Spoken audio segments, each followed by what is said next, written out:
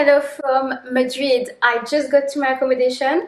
This is my home for the next 3 nights. It is quite a nice little flat with everything I need. So I landed a little over 2 hours ago, but I only got here because on the way I made a detour to go pick up my race number because I am in Madrid for the vintage run which takes place this Sunday, and my entry also included a race stop, and I would say as far as race stops go, this one isn't that bad. It's got that vintage vibe. I mean, obviously it is called the Madrid Vintage Run. This event is a 10k race. I will tell you more about it tomorrow, but in a nutshell, what makes it really unique is that it is basically a massive downhill, so that should be interesting. But for now, I need to get myself sorted, I need to unpack, I need to go do a food shop, and I'm hoping to get an early night. So yes, see you tomorrow.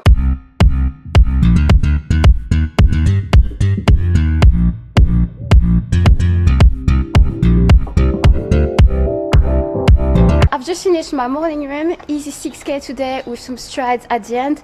I did it in Madrid's most iconic park, Parque del Retiro. And if you've watched my previous vlog, then you know that the race tomorrow, I'm really just doing it for fun. I don't have any expectations, but I still had a fairly light week of training because I want to have fresh legs tomorrow and I still want to give it a good go. And I'm really curious to see what I can do on a course like this. So it would be really a shame to just turn up with sore legs. Yeah, I'd like to give it a good go. I'm about to go out for breakfast and enjoy the sunshine this morning. It is very unlike me to go out for food the day before a race. Usually I just eat at home, very plain, beige foods, like usually I'd have, you know, oats, pasta, yogurt, things like that. So the fact that I'm going out for breakfast today tells you a lot about how relaxed I am about tomorrow's race. And I really fancy going to Honest Greens. It's a spot that I discovered the very first time I went to Madrid. They have plenty of locations in Madrid. I think they have a couple in Barcelona and some in Portugal. And I just absolutely love it. And I really, really hope that they still have their plant-based French toast on the menu because it is the best thing ever and it is what I really want to have this morning.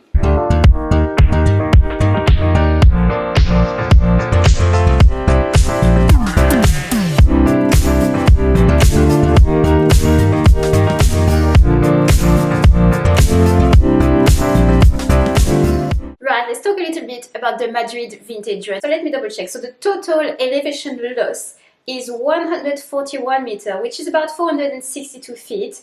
And the total elevation gain is only 26 meters, which is 85 feet. I don't think anyone who runs their fastest 10k on this course should claim this as their official PB because, like, I mean, that would be cheating, no? Personally, if I were to run my fastest 10k to date tomorrow, I wouldn't claim this as my new 10k PB because, yeah, that wouldn't sit well with me. I think that would be a little bit dishonest. So, you know, it is mostly downhill, it is going to be fast, but I think there is some technique to downhill running. I'm not used to it.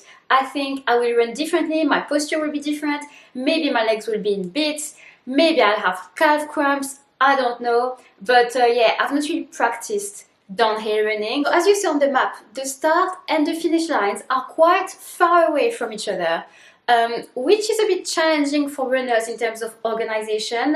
Well, to start with, there is no backdrop at the start line. So if you want to drop a bag on race day, you need to drop it at the finish line and then travel to the start line. It's pointless for me because what I would want to put in my bag would be the clothes that I'd use to travel to the start line. Therefore, I'd want to drop my bag at the start. My Say Sky racing kit, well, it's like short shorts and it's a crop top and I don't really feel comfortable just traveling with that on the metro tomorrow.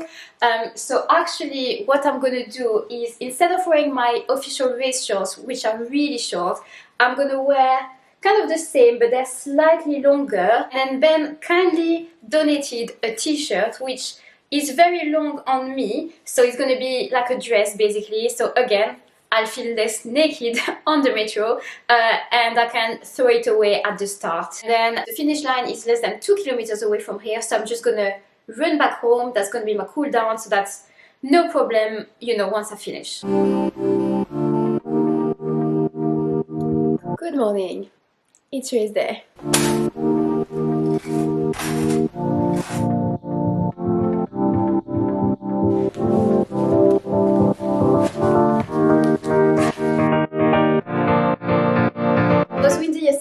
was hoping it would die down for today. Doesn't seem to be the case, but anyway, it is almost 8. I'm about to set off. The race starts at 9. My wave starts at 9:05. Should take me about 35 minutes to get there, so I think timing wise I'm all good. Excited. I hope it's going to be fun. I'm also a little nervous, just like I am for every race. I'm going to try to film on the course and I will chat to you afterwards.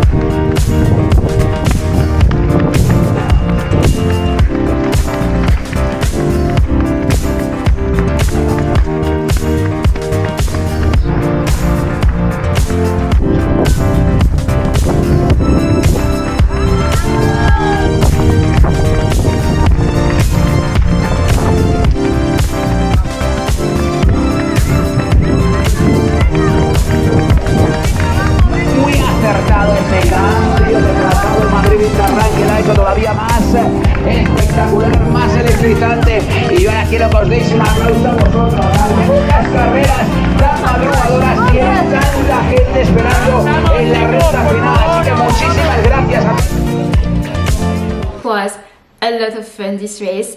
So it was very largely downhill. Now you had a few like incline sections, not that many to be honest, but enough to kind of break the rhythm, because you're going full pelt downhill and then you got a bit of flat and then you go straight into like a steady long-ish incline, and that was a bit uncomfortable. I expected to feel the effects of the downhill running in my legs, mostly my calves. Turns out it's my lower back that I really felt like in the second half, especially the final kilometer where you've got this massive, huge downhill, and I was running kind of like a bit backwards. Oh, I could really feel it, but it was worth it. It was just such a unique experience. So my official chip time is 38:35. It is my fastest 10k to date, but I am not claiming it as a new 10k PB because, I mean, come on, that would really be cheating. And so the race this morning was won in, let me double check, in 26 minutes 55 seconds by Dawit Wold. I hope I got the pronunciation right, from Ethiopia. And the first woman was Isibat Doyle from Australia in 30 minutes 23. There were a lot of fast times. I'm repeating myself, but oh, it was such a fun experience, and that's why I did it. It wasn't for a time, it was for the experience. Really enjoyed it. I also enjoyed the fact that it wasn't a huge event, it wasn't too crowded. They capped it at 8,000 runners. Also, I think the medal is quite cool. Run fast, run mad, run vintage. Yeah, a really cool event. The only downside really is the fact that there was no backdrop at the start line, and I'd absolutely be willing to pay a higher entry fee if it meant that they could afford to arrange transport of the bags from the start to the finish, like you see in some bigger races. Because, you know, alongside not being able to travel to the start with clothes that I'd want to keep and not throw away, there was also the fact that then I had to run with my phone in my pocket, and honestly that was a bit of a stressful point because I kept just like touching my phone to check that it was still in my side pocket.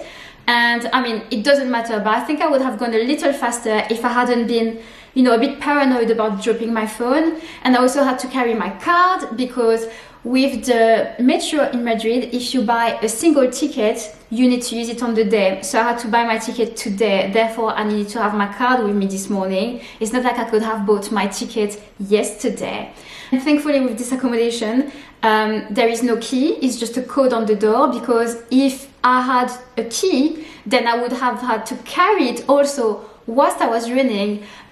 So yes, the only downside was really just the no backdrop situation at the start. that was just like a bit of a logistics challenge and not practical at all. That being said, I would do this race again. Originally, I thought I would just do it once because it's been on my bucket list since I've heard of it, must have been 2 years ago. But now that I've done it, I've already said to Ben that if he wants to, I'd be keen for us to both do it next year, and maybe I could try to go sub 38. That's it for this video, guys. Thank you so much for watching. I hope you enjoyed it, and I will see you in the next video, which will be a bit different to my usual content, will be more of a life update. So yes, I will see you in the next one. Bye!